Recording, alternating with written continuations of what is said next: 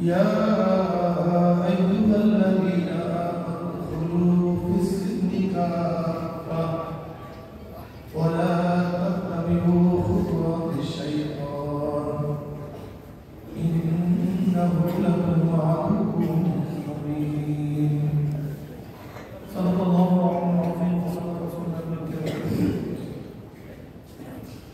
الله فرمان كلام محمد رسول الله صلى الله عليه وسلم.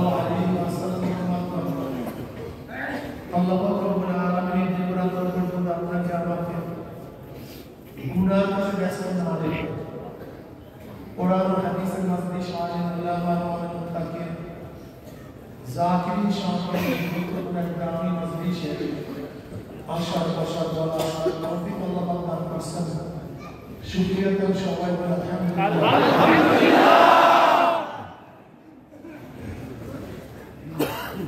অনেকের গাড়ি মাঠে যাওয়া হচ্ছে এই মাত্র মাঠে ঢোকার সময় দেখলাম রাস্তার মধ্যে অনেক বেচা কিনার মধ্যে লিপ্ত গতকাল করে বেচা কিনা করছে আজকেও কথা বলেন গতকাল আড্ডা মারছে আজকেও গতকাল বেহুদা গল্প বোঝার মধ্যে লিপ্ত ছিল আজকেও বেহুদা গল্প কপাল করার গতকালকে রাত্রের মধ্যে আজকের রাত্রের কোনো পার্থক্য নাই। কিন্তু মজলিসে কিছু লোক দেখবেন যারা হয়তো গতকালকে এই সুন্দর নেকের পরিবেশ পায় না, হয়তো নেকের কাজ করে না, বিভিন্ন আড্ডার মধ্যে গল্প জাল হয়েছিল আজকে মাহফিল হওয়ার কারণে আল্লাহ পাক নেকের মধ্যে তাদের দিয়ে আসছে, জিকিরের মধ্যে দিয়ে আসছে, সহবাদ দিয়ে আসছে। এই যে আমরা সুবহানাল্লাহ প্রশংসা করার সাথে সাথে আমরা 1000 নেকি লেখা হয়েছে, সুবহানাল্লাহ 1000 গুনাহ হয়ে গেছে, সুবহানাল্লাহ মিজানের অর্ধেক নেকি পূর্ণ হয়ে গেছে, সুবহানাল্লাহ অন্য অর্ধেক কি করে বলেন আলহামদুলিল্লাহ আলহামদুলিল্লাহ পুরো মিজান নেকি হয়ে গেছে, সুবহানাল্লাহ এত নেকি দিয়ে করবেন নাকি আল্লাহ 1000 में এয়ারপোর্টে মিজান ভরা এত নেকি করবেন আল্লাহ যাকে ছোট একটা জান্নাত দিবে এই জান্নাতটা দুনিয়ার চেয়ে মনে নেই দরগুণ করো গোটা জান্নাতের ভূমিটা হবে জমিনটা হবে বেশি কোনো নাম হবে বিল্ডিং হবে হাজার সুশুকি ইটের কোনো গাছটি টাপনি নেই, এক একটা বিল্ডিং ইট হবে উপর, এক একটা হবে স্বর্ণের জওয়াহির দ্বারা গাঁথনি হয়ে যায়। এখন বলেন তো এই জান্নাতের বিল্ডিংটা কেনার জন্য এইমাত্র যেই বিল্ডিং এর কথা বললাম এটা কেনার জন্য কত সামানের প্রয়োজন, কত অর্থের প্রয়োজন। দুনিয়ার যে কোনো জিনিস ক্রয় করা যায় অর্থের মাধ্যমে, আর জান্নাতে সব কিছু ক্রয় করা যায় নেকের মাধ্যমে। এখন এই বিল্ডিংটা কেনার জন্য দরকার তো অর্থের কড়ি পয়সা, কথা ঠিক না? কিসের দরকার? এই বিল্ডিংটা কেনার জন্য যদি নেকের প্রয়োজন হয়, নেকে যদি না থাকে তাহলে কিনবেন কেমন? কিভাবে কিনবেন? আজকে গাজীপুরে 5 কাঠা জমি ক্রয় করার জন্য জীবনের কত সাধনা করছেন, কিন্তু মালিক অনেক হতে পারে।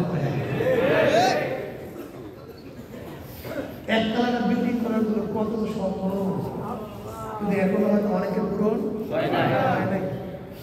কত সময়, কত ত্যাগ, কত সাধনা, কত চেষ্টা, কত চিন্তা, কত ভাবনা, অথচ 1 কাঠা বিল্ডিং এর মালিক হতে পারেন না। এই দুনিয়ার যে 10 গুণ বড় একটা জান্নাত দিয়ে দিবেন, আর সাধনা করতে চেষ্টা করবেন না, তোমার মতো বড় পাগল করতে পারবে।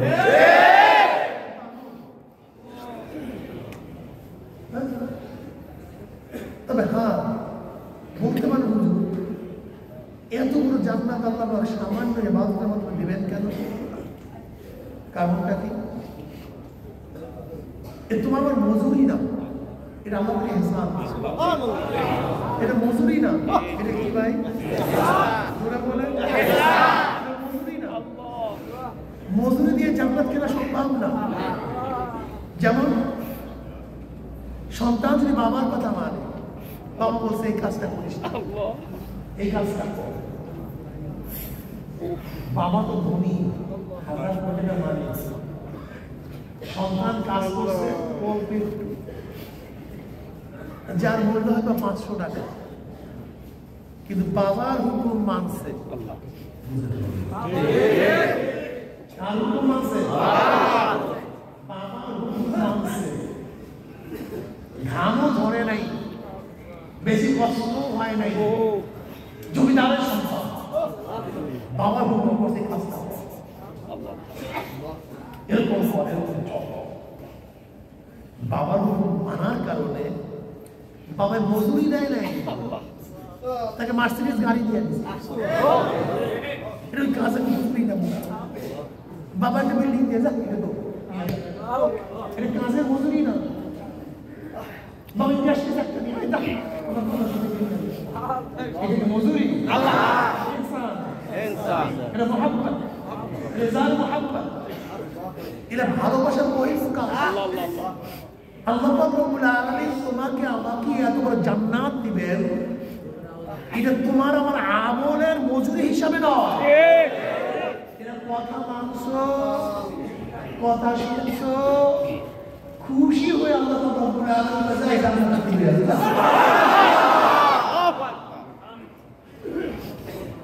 দেখেন, যেহেতু বিল্ডিংটা এত দামি, জমিন এত দামি, এক একটা গাছ হবে 40 বছর, একটা ঘোড়া যদি প্রচন্ড গতির ঘোড়াও যদি সেখানে ঘুরতে থাকে, তার ছায়া শেষে পারবে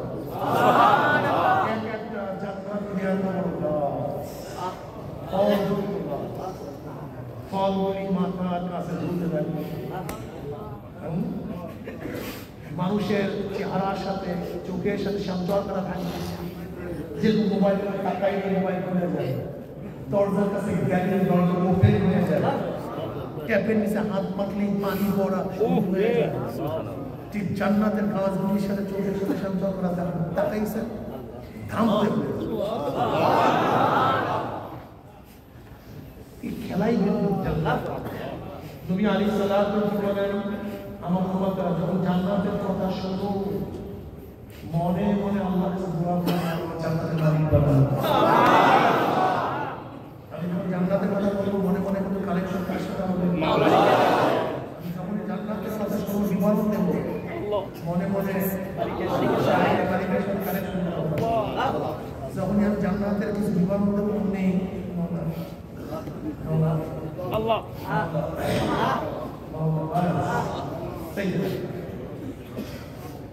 জান্নাতের গাছগুলির প্রথমে কুতুবুহা দানিয়া ওয়া কুলু ওয়াশরাবু হানিয়াম বিমা আসলাফতুম ফিল আইয়ামিল খালিয়া।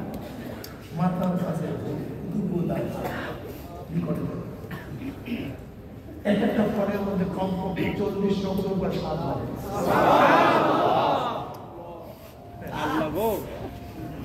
এইমাত্র তুমি আপেল খেয়েছো, আপেল ফল, আপেল গাছ থেকে এইমাত্র আপেল খেয়েছো। ফলযুক্ত গাছ ভালো লাগে না, ফলহীন গাছ ভালো লাগে? গাছ পুড়ে গেছে, ফল ভালো লাগে না, সাথে সাথে সেখানে একটা ফল হয়ে যাবে। এইমাত্র আপেল খেয়েছো, আবার আপেল খেতে ভালো লাগে না, একবার বা ভালো লাগে। নবী আলাইহিস সালাম কি বলেন? আবার গাছ থেকে আপেল খা, একটু আগে যে স্বাদ ছিল, দ্বিতীয়বার খাবি, স্বাদ পরিবর্তন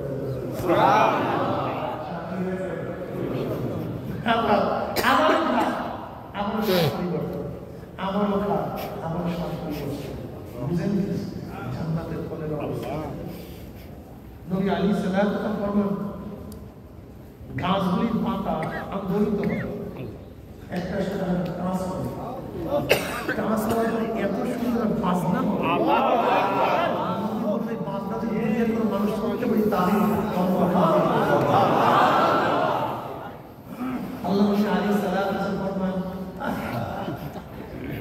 জান্নাতের গাছগুলির মধ্যে অনেক ডিজাইনের পাখি থাকে, কি বলে না? গাছের মধ্যে যদি পাখি ঘুরতে থাকে কেমন লাগে? গ্যাসের বাগানের মধ্যে পাখি গাছের মধ্যে বসাতে অনেক মজা। কি ডিজাইনের পাখি, এত আকর্ষণীয়, এত সুন্দর। ওই জান্নাতের গাছের পাখিগুলি যখন গান ধরবে, ওই আওয়াজ দুনিয়া মানুষ শুনতে পাই যে গানের টানেই জান্নাতে কেউ চাইব না দুনিয়ার ঘরে দুনিয়ার জন্য জান্নাত, এই জান্নাত যার প্রশস্ততা দুনিয়া এবং আসমানের চেয়ে অনেক বেশি। সেই জান্নাতের মধ্যে একটু সাধারণ খালি পাইছো গাজীপুরি বাড়ি করবো, ঢাকায় বাড়ি করবো, বিল্ডিং পয়লা বিল্ডিং।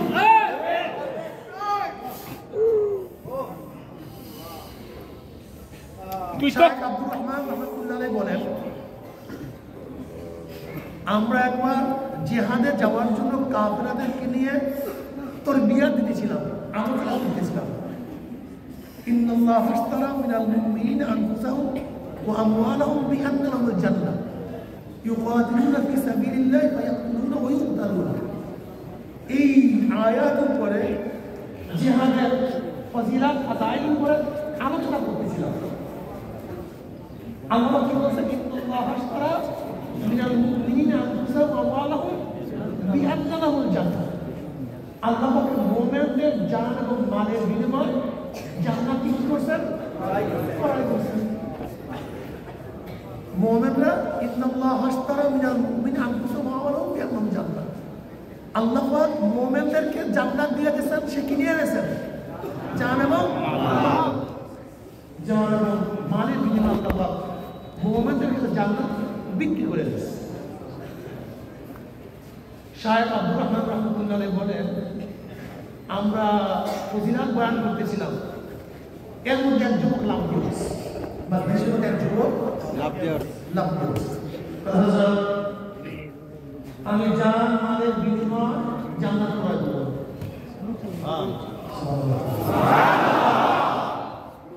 জান মালের বিনিময় জান্নাত ক্রয় করতে বিক্রি করছে কে? কাদের জান মালের বিনিময়? মুমিনের জান মালের বিনিময় কে বিক্রি করছে? জান্নাত। যেহেতু আল্লাহ বিক্রি করছেন, যুবক লাভ দিয়ে বলেন আমি মাওলার থেকে জান মালের বিনিময় জান্নাত ক্রয় করব। আমি যাবার যুবকের ছোটবেলায় বাবা মারা গেছে, ধনীর সন্তান। বাবা মারা যাওয়ার পরে অনেক অর্থকরীর মালিক, অনেক অর্থকরীর মালিক আছে। এবার যুবক বলতেছে, শায়েখ আমি আল্লাহর রাস্তায় সব কিছু দান করব। এখন শায়েখ আব্দুর রহমান রহমতুল্লাহ বলেন, যুবক তুমি এটা সহ্য করতে পারবে না, তলোয়ারের ধার খুবই তীক্ষ্ণ, আঘাত খুবই মারাত্মক, খুবই যন্ত্রণাদায়ক, এটা তুমি সহ্য করতে পারবে না। কাছে তুমি এই কথা বলিও না, তুমি পারবা না। আমি যা বিক্রি করছি তার বিনিময় আমি বিক্রি করছি, আমি ফেরত দিতে চাই না। ফেরত দিতে বিক্রি করছি সব আব্দুর রহমান রহমতুল্লাহ বলেন, আব্দুল গাফিলের মধ্যে ঘটনা নিয়ে আসে। আব্দুর রহমান রহমতুল্লাহ বলেন, আমরা যুদ্ধের ঘটনা রওনা করলাম। যুবক সারাদিন সারা রাত্রে ইবাদত করে, সবসময় জিকির আসকারের মধ্যেই মশগুল থাকে, ইবাদতের মধ্যেই মগ্ন থাকে। আমরা চলছি রোমে বুঝতে গেলাম, চলতে চলতে আমরা রোমে বুঝতে গেছি। রোমে বোঝার পরে ভাই মারা খবরটা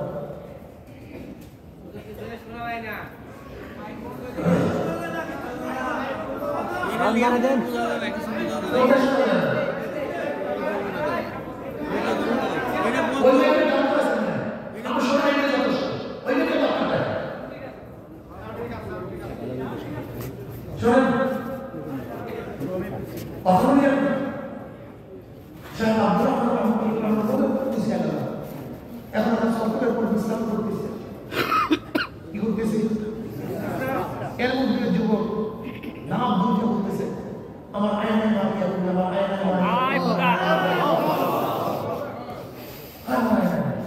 আমার আয়নায় সে বলতেছে ছেলেটা কি বুদ্ধি পাইল নাকি মাথা খারাপ হয়ে গেছে নাকি আমাদের স্বাধীনতা পরিষ্কার করতেছে কি হয়েছে তোর জিনে পাইছে বুঝতে পাইছে নাকি কোথায় তোর আয়নায় মারি কিসের আয়নায় মারি কিন্তু যুবক কাউকে কোনো কথা না শুনিয়া শুধু আমার আয়নায় মারি আমার আয়নায় মারি হ্যাঁ আমার আয়নায় মারি এবং সাত আপনার বলতেছেন বসন্তে আসো কিসের আয়নায় মারবো কোথায় আয়নায় মারবো তুমি এরকম কিছু গেল সাহেব আমি ঘুমাইছিলাম হঠাৎ স্বপ্নে দেখি আমি ঝর্ণার কাছে হঠাৎ দেখি আমি ঝর্ণার কাছে সেই ঝর্ণার পানি এত পরিষ্কার এত সুন্দর এত অপরূপ যা আমি বয়ান করতে পারবো না ঝর্ণার চারোদিকে মণিমুক্তা তারা খচিত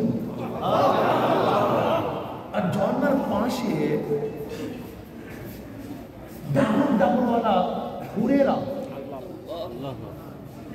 মল উন্মোচন করে সেখানে দাঁড়ানো ঝর্ণার পাশে এত আকর্ষণীয় সুন্দরী যার বর্ণনা আমি দিতে পারবো না আমি তাদের কাছে যাওয়ার পরই তারা একে অপরকে বলতেছে ওই যে দেখো আয়নায় মারিয়ার স্বামী আসছে দেখো আয়নায় মারিয়ার স্বামী আসছে আমি তাদের কাছে গেলাম আমি গিয়ে বললাম তোমাদের মধ্যে আয়নায় মারিয়া কে বলে আমরা আয়নায় মারিয়া বাঁধি এখানে আয়নায় মারিয়া নাই আমরা তার বাঁধি তুমি সামনে অবসর মানে সাহেব আমি সামনে অবসর বললাম সেখানে দেখি আর একটা শরাবের নহর এত সুন্দর সম্পদ এত আকর্ষণীয় এত সুস্বাদু যা আমি বর্ণনা করতে পারবো এবং তার পাশ এত সজ্জিত এত খচিত মরমার পাথর শ্বেত পাথর দামি দামি পাথর দিয়ে যে আমি ওই ঝর্ণা দেখার পরে আগের জন্য ভুলে গেছি এবং সেই ঝর্ণার কাছে এত সুন্দর সুন্দর রমণীরা দাঁড়ানো যে তাদের চেহারা সুরাত দেখে আমি তার মূল্য ভুলে গেছি তারা আমার দেখে একদিন থেকে আসতে দেখে বলছে ওই যে দেখো আয়না মারিয়ার স্বামী আসতেছে আমরা তাদের কাছে গেলাম আমি গিয়ে বললাম তোমাদের মধ্যে আয়নায় মারিয়া তাহলে আমরা আয়নায় মারিয়ার দাদু আল্লাহ মাফ করে আসি সামনে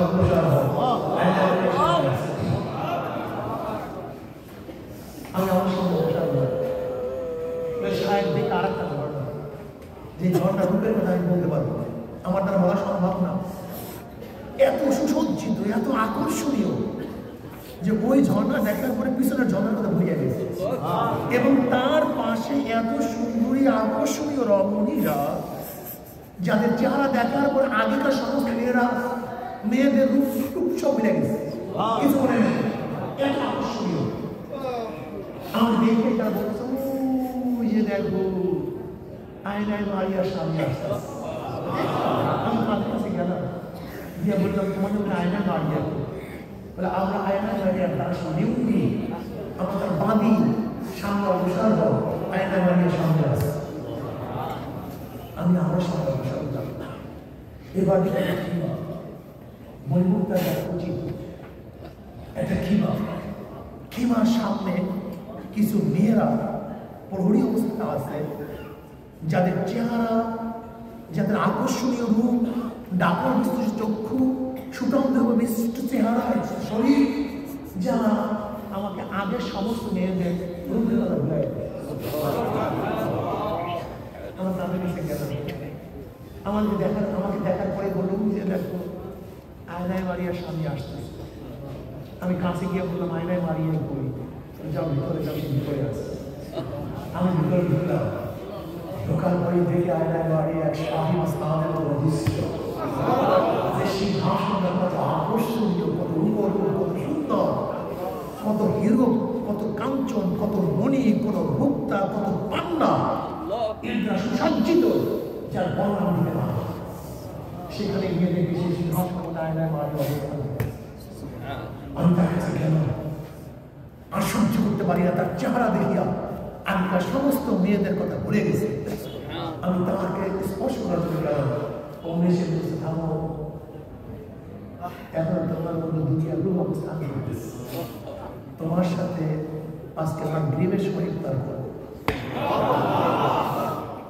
শেখ আব্দুল রহমান রহমতুল্লাহ বলেন, আমরা আপুসের মধ্যে কথোপকথন করতেছিলাম, হঠাৎ শত্রু আমাদের আক্রমণ করছে। হঠাৎ শত্রুরা আমাদের উপরে আক্রমণ করছে। যুবক তলোয়ার নিয়ে নেমে গেছে, তলোয়ার দিয়ে সৈন্যদের, শত্রুদের কাঁদানের মধ্যে ঢুকে গেছে। অনেক সৈন্যদের জাহান্নামে পাঠাইয়া হঠাৎ থেকে সে দুনিয়ার মধ্যে হয়ে গেছে। তার চেহারার মধ্যে, মুখের মধ্যে একটা মিষ্টি হাসি। এই নাম বিক্রি করছি ফেরত দেব। আর আল্লাহ এত চিল্লা চিল্লা আমি বিক্রি করি তোরাকে আমার বাহারুল বাগদা, হারুন রশিদ রহমতুল্লাহ আলাইহির জমানায় দরবেশ। বাহারুল বাগদা একদিন জমিনের মধ্যে এরকম আঁকাইতেছে। হারুন রশিদ বাসায় কি জান্নাতের বিল্ডিং অঙ্কন করতে গেছে। জান্নাতের বিল্ডিং এর অঙ্কন করতে আসছে। কিনবেন? বাহারুল বাগদা কত টাকা জান্নাত বিক্রি করছে? 1000। এর মধ্যে হারুন রশিদ বাদশাহ জুবাইদা, হারুন রশিদ বাদশার স্ত্রী জুবাইদা বলছে আমি কিনতে বলেছি বিল্ডিং কিনছি, কারবার তো শেষ। জুবাইদা নহরে জুবাইদা যার নামে নহর। এই নহর খনন করতে কত স্বর্ণ লাগছে জানেন? 5000 মোহর। এই নহরে জুবাইদা খনন করতে 5000 মোহর স্বর্ণ ব্যয় করে। কথা বুঝছেন? যাই হোক,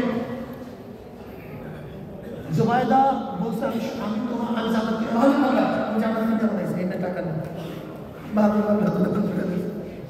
হারুন রশিদ কিনতে পারে নাই। পরের দিন রাত্রে স্বপ্ন দেখে হারুন রশিদ সেই জান্নাতের বিল্ডিং নেই। আমার স্ত্রী যে জান্নাতটা কিনছে সেই জান্নাত বিশাল ব্যাপার। হারুন রশিদ কল্যাণ পরের দিন যাইতে আছে, দিয়ে দেখে যে বাহাদুর করে আগাইতেছে। বলে কি করো? বলে জান্নাতটা কি? বলে দাম কত? বলে 1 লাখ। বলে 1 লাখ হবে? বলে কথা বলছে 5 লাখ। বলে 5 লাখ। বলে আবার কথা বলছে 10 লাখ। বলে কি কর? তুই কথা বলিয়ে দেন। বলে তোমার কাছে জান্নাত বিক্রি করা হবে। ঈমান ভিন্ন জিনিস। কত মুসলমান ঈমানের কারণে জান্নাতের মালিক হয়ে গেছে। হুমায়ুন রাদিয়াল্লাহু তাআলা আনহু বদরের ময়দানে নবী আলাইহিস সালাতু ওয়াস সালাম বলছে, ওই জান্নাতের মালিক কে হইতে চাও? তার প্রশস্ত আসমান এবং জমিনের বরাবর। সে বলছে বাবা বললা কেন? বলে জান্নাতের মালিক হইতে চাই। বলে তুমি সেই জান্নাতের মালিক, তুমি সেই জান্নাতের মালিক। পাগলা এখন কিছু খাজুর খাইতে আছে, এখন চিন্তা করছে খাজুর খাবো, এত সময় নেই, টিকতে পারতে আছি না। খাজুরের প্যাকেটটা না নামাই যা কাপের মধ্যে সবাই ওই দিকে জান্নাতে শহীদ হয়ে এমন যুবক বাবারা, কোরআনের পৃষ্ঠায় জান্নাতের কথা আছে, জাহান্নামের ভয়ের কথা আছে। আমার বাংলায় তার গোলামদেরকে সুন্দর জান্নাত দিয়ে দেবে। গোলামরা কষ্ট করছে। আমার বাংলা বংশাদের খুবই মহাব্বত করে, খুবই ভালো। আল্লাহু আকবার। আপনি কি করেন? আল্লাহু ওয়ালিউল্লাযিনা আমানু, আল্লাহ নিজে কয় আমি মুমিনদের বন্ধু। কে ঘোষণা দিয়েছে? আল্লাহ। আল্লাহ নিজে। আল্লাহু ওয়ালিউল্লাযিনা আমানু, যারা মুমিন আমার মাওলা তাদের বন্ধু। আল্লাহ আমার আল্লাহ পাক বলেন والذين آمنوا أشد حبا, যারা মুমিন তারা সবচেয়ে বেশি মহব্বত করে। মুমিন আমার অনেক মহব্বত করে, কি যে ভালোবাসে, কি এত মহব্বত করে, এত ভালোবাসে যে তার দেখতে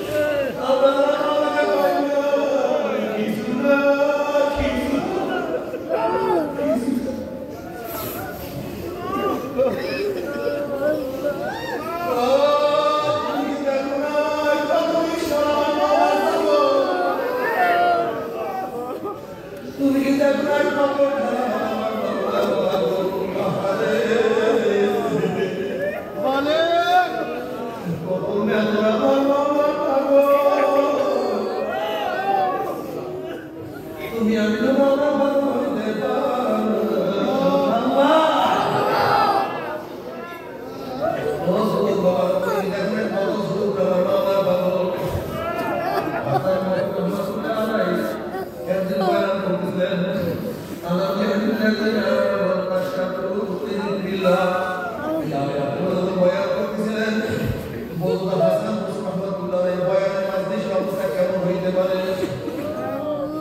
সমস্ত মানুষ সমস্ত বিহার হয়ে গেছে এক যুবক লাভ দিয়ে রয়েছে বলল মাওলাকে আমাকে মাফ করো মাওলাকে আমাকে মাফ করো মাওলাকে